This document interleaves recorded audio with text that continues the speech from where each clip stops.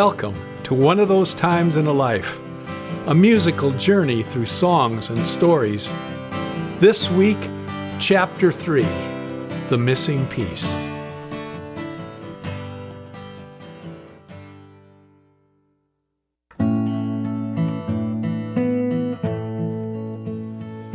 May you find someone within you who is gentle and is strong. May you know somewhere where you know that you belong. May life always fascinate you. May wonders never cease. May you find the missing piece.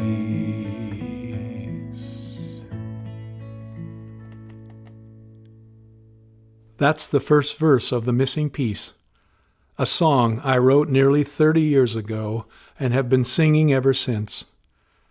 It's about searching for and hopefully finding something missing in a life or in our lives. Occasionally, people ask if the piece in the song is spelled P-E-A-C-E or P-I-E-C-E. In the title, it's written P-E-A-C-E, but the answer is that it can be spelled or heard either way, because the peace we seek is sometimes tangible, other times it's something more spiritual and hard to define, and oftentimes it can be or is both. For so long I've thought of myself as a seeker, searching for something sorely lacking in myself, as well as someone journeying to know the peace that comes from finally finding my way home. So for me, the peace I've longed for, searched so long for, can surely be described as both tangible and spiritual. Something strange and startling happened not long ago. While getting ready to share my life and career using these songs and stories, it was like I saw something out of the corner of my heart's eye, or spirit's eye, sensed on some nearly indiscernible level something I had never truly known before. A feeling, however fleeting, that I was finally both whole and home, that somehow I had found my missing piece.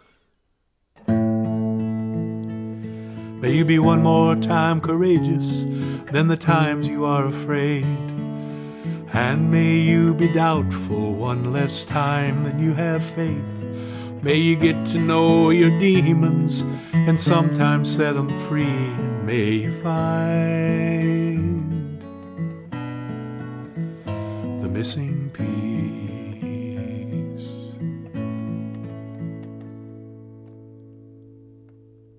It's interesting how I reacted to that would-be revelation.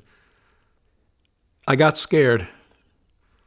Suddenly, the image I've had of myself for so long, of someone searching for a missing piece, the stories I've told myself for all these years that I was somehow flawed, suddenly may need to be revised. And while nothing may appear different, there's a fear that everything somehow is going to or has to change, and that's scary. It also seems somehow pretentious to be saying out loud that I could be whole and home, while at the same time there's a voice inside me saying, nope, you're wrong. And then, of course, there's fear that comes with faith. How can I really know if something is true? After so many small steps of a long journey, it seems to be coming down now to a leap of faith, a leap that once I make, I can't take back. And maybe the only thing scarier than that is allowing the doubts and fears to rule this moment, and so choose to back safely away from the edge and not take the leap.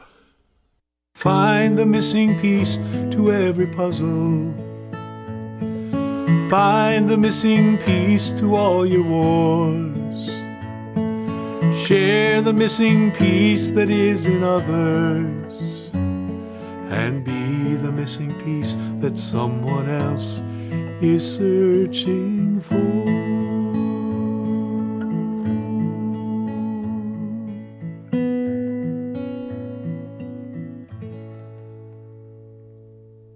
My favorite cinematic leaps of faith include Butch Cassidy and the Sundance Kid chased to a rocky ledge by a group of who are those guys on horses, with Paul Newman's character asking Robert Redford's why he's so reluctant to jump.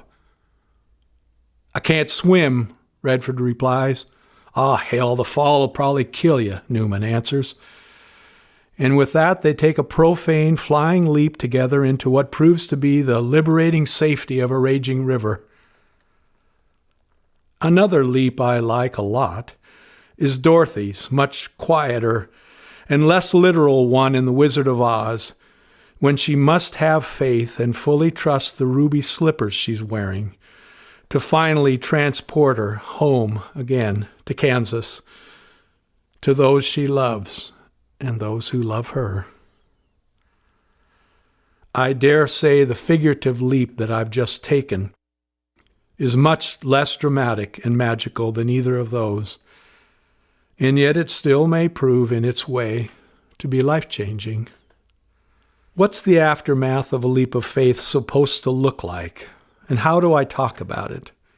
When the only thing that's different is a moment ago, I was living in the world as someone searching for a missing piece, and the next moment I've decided to live in that same world as someone who's found it.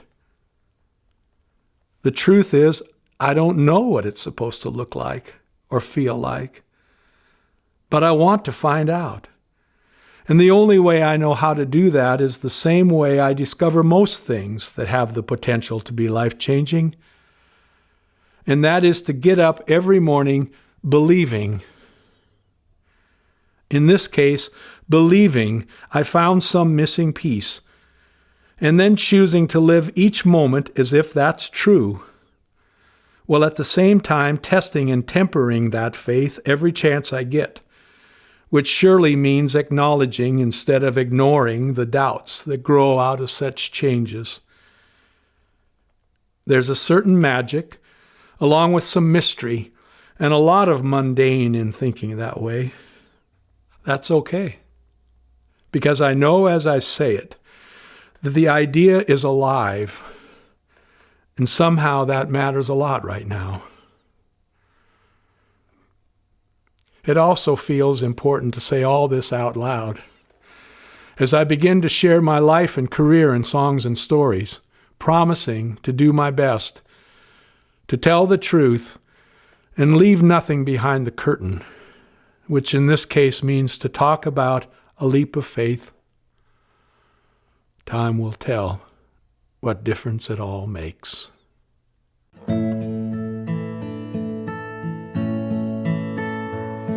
May there be someone who knows you, may you know them in return.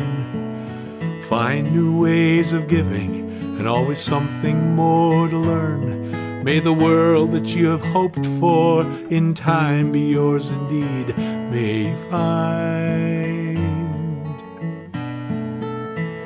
the missing piece.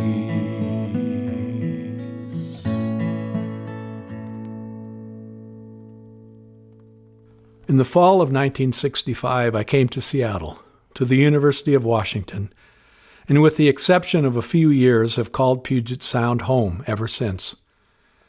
Which means I've spent most of my life living in the shadow of the volcano that is Mount Rainier. And even on those days you can't see it, it's still there. A year ago, I managed to walk 70 miles of the Wonderland Trail, the pathway around that peak. I'm still trying to figure out all it meant to encircle that magical mountain one step at a time. I know for sure the journey was priceless and precious and well worth the effort.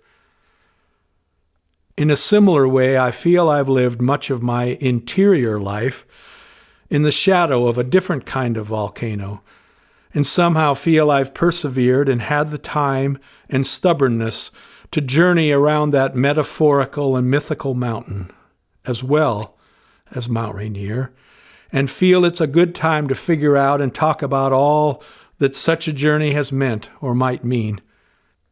As I say this, I'm reminded of a quote by Cormac McCarthy that goes something like this: "It's our life's work to see ourselves for what we are, and we still might be wrong. Even with that in mind, it's still worth taking a peek.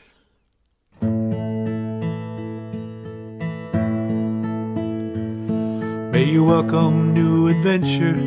May you know you have a home. Share yourself with others and share with yourself alone. May your need for faith diminish. May faith itself increase. May you find the missing piece.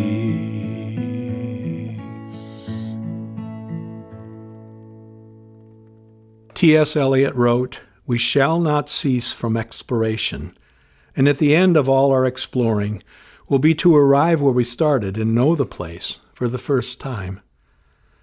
And while hopefully this is not the end of all my exploring, I feel that choice and chance and circumstance has somehow returned me to where a journey began, with a chance now to know and see this place, if not for the first time, at least with a fresh set of eyes, with an important missing piece. I also return with over 40 years worth of songs and a lifetime of experiences to look back on and to somehow try to weave together, to help blaze a trail around a lifetime, to help define such a journey, give meaning, some understanding to it. At least that's something I'm hoping for. And finding out what it all means is part of the journey and discovery of this coming year. Find the missing piece to every puzzle. Find the missing piece to all your wars. Share the missing piece that is in others, and be the missing piece that someone else is searching for.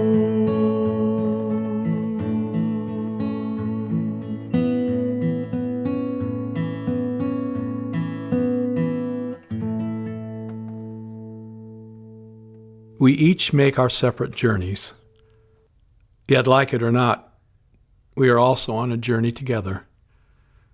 We ask individual questions, make personal quests, while yearning for collective answers and searching for that which assures us that we are not alone.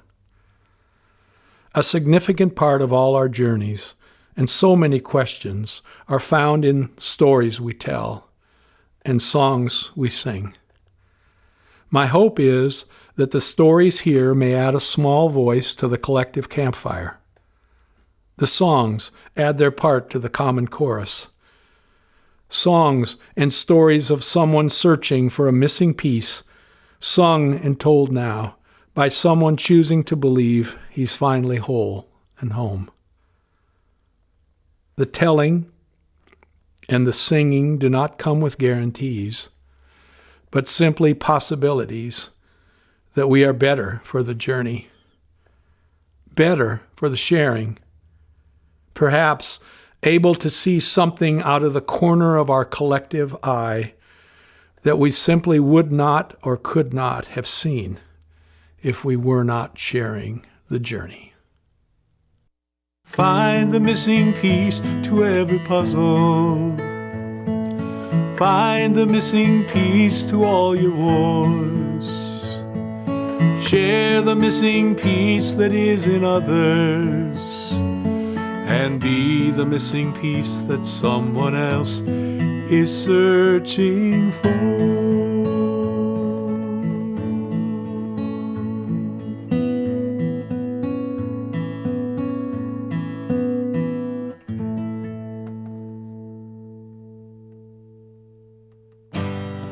Thanks for sharing one of those times in a life. Next week, the folk singer. Hope to see you then.